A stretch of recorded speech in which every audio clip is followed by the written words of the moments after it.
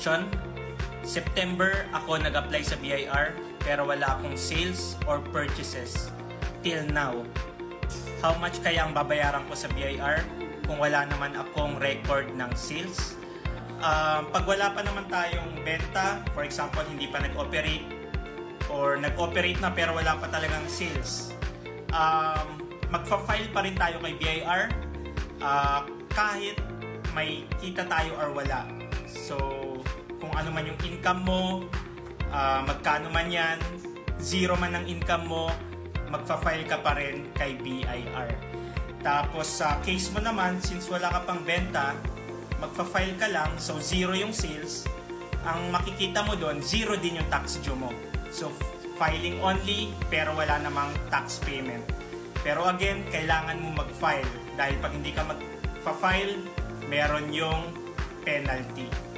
Next question naman tayo. How about those outsourcing sa Pinas na kumikita ng dollar? Are they exempted sa income tax? In general, ang taxation law natin, basta may income, meron yang tax.